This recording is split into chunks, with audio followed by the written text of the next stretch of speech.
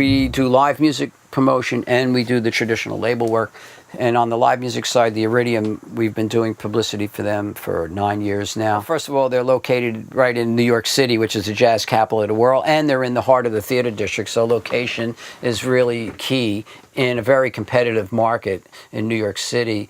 And up until, 2 weeks ago, Les Paul played there every Monday, and God rest his soul. One of the reasons the Iridium is one of the top clubs in the world is because they're able to attract top-name talent. They have the best of the best play at their club and have played at the club. So every week we have a headliner for at least 4 nights, if not 5 nights. And they're all top, some of the, most recognizable jazz players in the world play the club, and that's contributed to their longevity. A lot of clubs have come and gone in the last decade, and the Iridium is still hanging in there. I met Joachim Becker from Zoho Music, very nice guy, and he met him at the Jazz Gallery. I think he was very interested in Latin jazz. And he was doing, I think, the debut recording, one of the earliest recordings from the bass player John Benitez.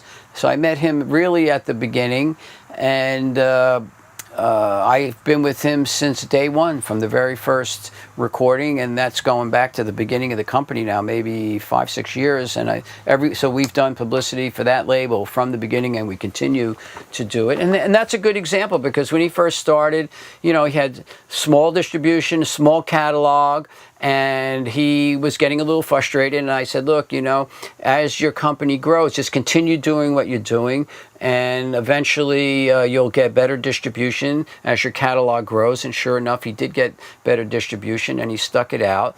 And now he's up to like 8 to 10 releases a year. And he's pretty true to the style of music. He likes that Latin jazz groove, although he's ventured out into roots music, and he's had some successes with Grammys for Ike Turner. Ike Turner's last recording was a Grammy-winning recording. So he has a Zoho Roots now. We're putting out some garage bands, some Brit rock, some folk albums, some blues albums, and he's continuing with the jazz as well. I think he got a Latin Grammy last year for Arturo O'Farrill. So for a small independent company, he was a little engine that could. It's a good example.